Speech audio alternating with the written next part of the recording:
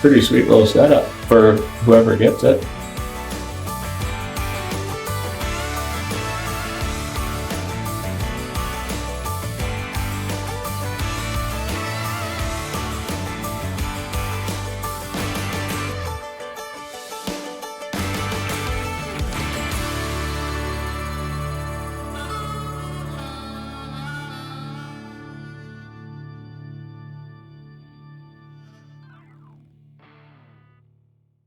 So right here actually is pretty clean. Stay away from this a little bit because we'll use that to build our swedge out of. And this is a template I built knives similar enough. I know it'll work. This is just veg tan leather. Leatherwork's actually kind of fun. It'd be cool to get actually good at it, but you can't be good at everything. So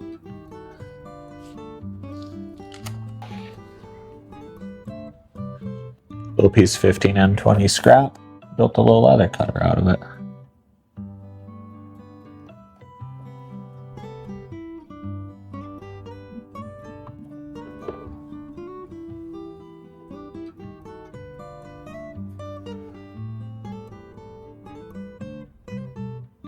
Be the least amount of wasteful. This is the swedge. It'll be the piece that protects the threads when we stitch it up from the edge of the knife. And I'll leave it a little bit wild too, because I'll trim this all up once I get it glued together.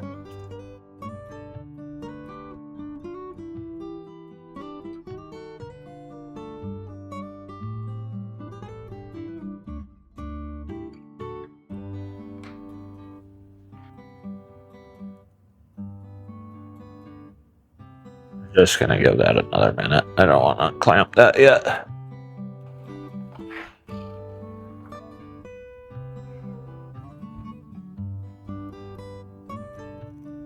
The only thing I really care about on this part is that I have the inside shaped how I want it, because the outside, you'll see once we get it glued up, we'll trim this all to fit nice. So I'm gonna leave this just a little bit wild.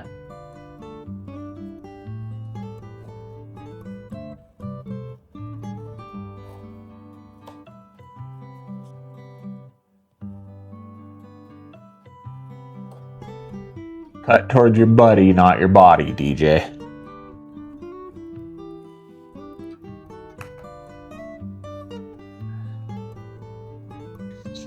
We're just gonna fold this over a little bit, like so. This leather, we'll just wet it just down the top part where the spine of the knife will be for a minute.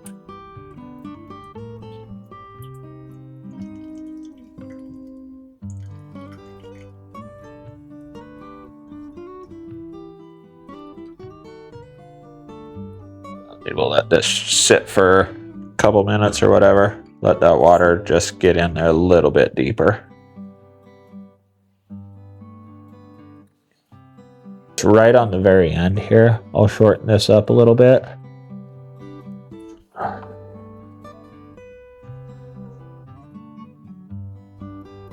Yep. Then when we get to the end where this is gonna fit like this, so I'm just gonna thin up just a little bit here on the end of my leather. So that just tapers together kind of nice. I'm just gonna split it up a little bit. Just makes that tip come together a little nicer, but I don't wanna go too far.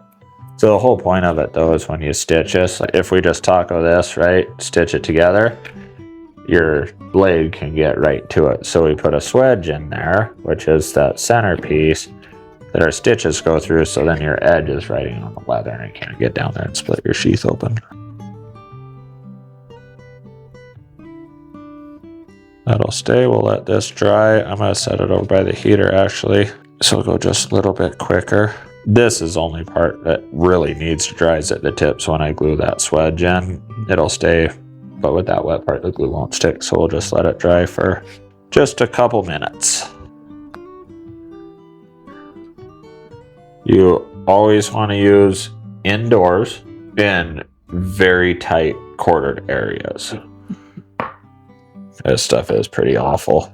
We're not doing much. If I was doing really any amount of gluing with this stuff, honestly, I would not do it in here, but it's just a couple little pieces. And like I said, dude, I don't know anything about leather work other than watched a couple YouTube videos, obviously, to get a rough idea of what I'm doing. It's fun to do. It's not a real big interest. I just want them functional. Any amount of criticism I get on my leather work, it will be well received. And we're just going to do a simple sheath on this one. It's a pack sheath. I'm sure plenty of people still do, but I don't know anyone that wears their hunt knife on their belt anymore. This is contact cement, so we'll get the glue on it. We'll let it sit for a few minutes till it gets tacky. Then we'll squish it together and we'll set it underneath that block of granite for a few minutes to get it to set up and flatten out. Probably don't even have to do that.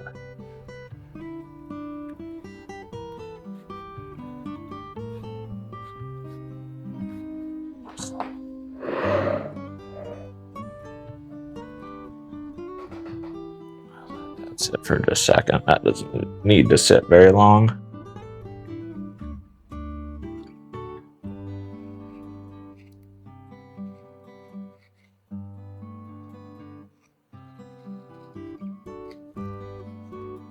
Yeah, we'll run out to the garage again real quick and just true this all up, and then we can get our stitches and stuff lined out. I'll throw a used 50 grit. I'm gonna run the speed up a little faster on it.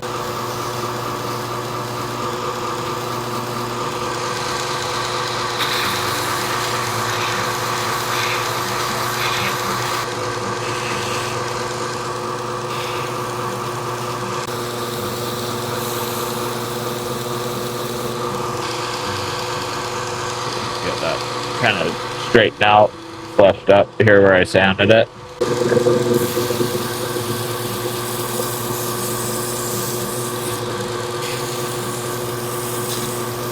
And that's obviously pushing some of that leather off to the side. It's not gonna cut like metal does, but we'll chew that up.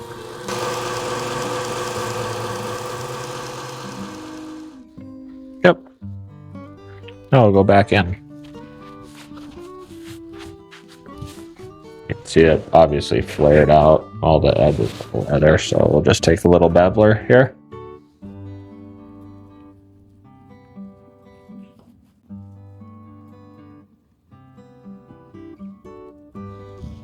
So sanded, right, chewed up all the edges on it, beveled it with the beveler. Then we've got our swedge that we put in so we can protect our threads. I'll use this little guy. I don't know what it's called.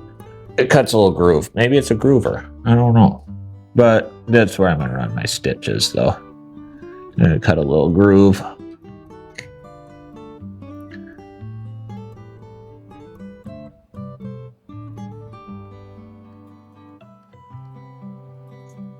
Yeah, I'm a leather guy. I should have rolled that around a little more. That's okay. So I don't have a sewing machine, so we have to do it by hand. I'll do a basic saddle stitch. Use this just to set my stitch distance, just keep them even. I'm just marking these out, so then I'll have to go back to the garage again, drill the holes so I can stitch it. Alright, got the holes drilled for the stitching. Okay, and I'll show you just real quick here. I don't want that to flare out, so I'm just going to touch each one of those holes to get the top of the hole to bevel in just a little bit. I'm just going to singe it. I have no idea if it's what you're supposed to do or not, but that's what I do. Burn the furries off of it.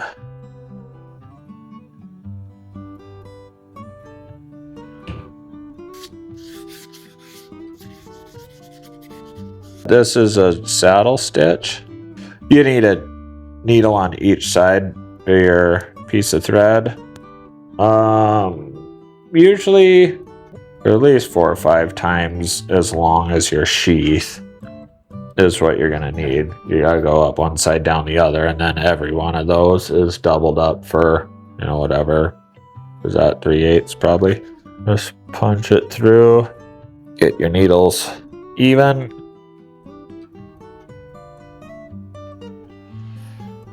And then it's just gonna be alternating. Both needles go through every hole. Little snug. This string is waxed too, so once you get a couple of them going, when you tighten it, the wax kind of holds it.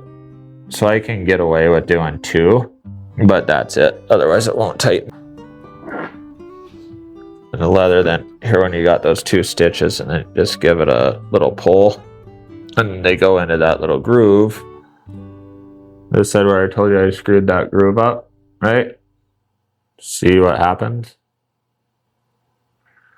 So whoever gets this knife gets to live with that, because I'm not redoing that. Some people call that an Indian stitch, and that's not an insult. There used to be some of the tribes, I guess, when they make their big beaded things or whatever, they'd always make sure there's a, I don't know if it's true or not. Somebody told me though, that there's always a flaw, because nothing can be perfect. So even if they thought it was perfect, they'd always throw some sort of little flaw in there that they call it, then people call it an Indian stitch. Was it an intentional small mistake? I have no idea if that's true. I don't know who told me that, but that's what that is. That I did that on purpose.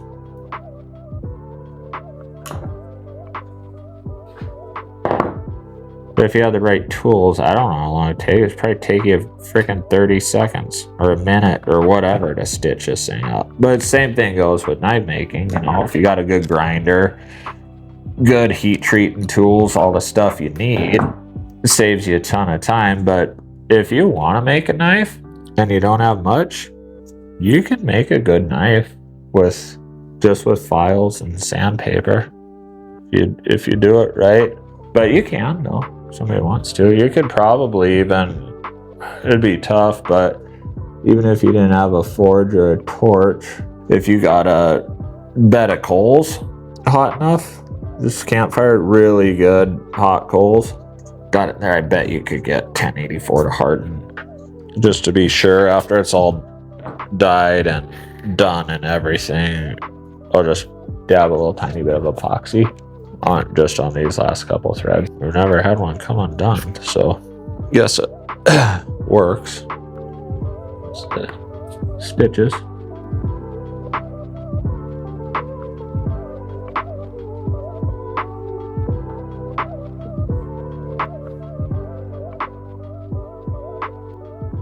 So this will be form fit. There'll be no button snaps, none of that. We'll form fit the leather to it. Yeah, it'll basically very similar to that. Shake it all you want, it's not coming out, you know. But it gives you enough that you can grab it and pull it out. Not a super quick access to it, but easy enough, and then it punk right into it. So we're gonna do that right now with this one, because then we have to let this dry all the way before we can stain it. So we gotta wet it.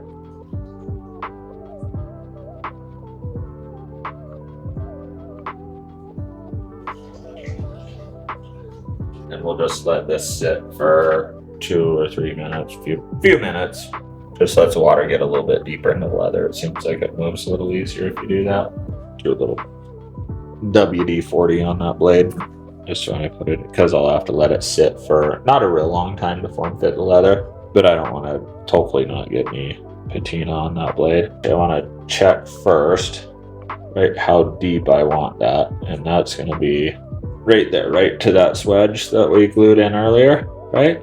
So I'm gonna mark that, and I'm just going to press this in.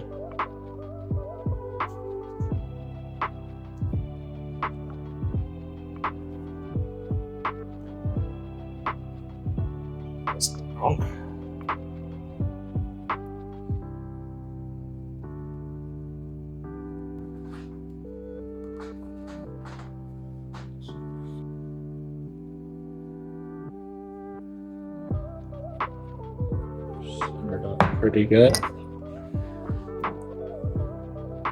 Start.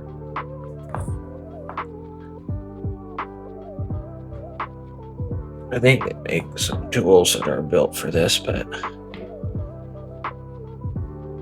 this is where you'll get your retention on your knife so it doesn't want to fall out of the sheath. And basically it's slipping past this point right there. Yeah, Is that what it's doing? that's slipping past that? Yeah, this will kind of be your main, those 2 points. main holds.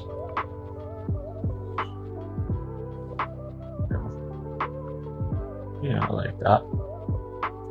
I think that looks pretty good.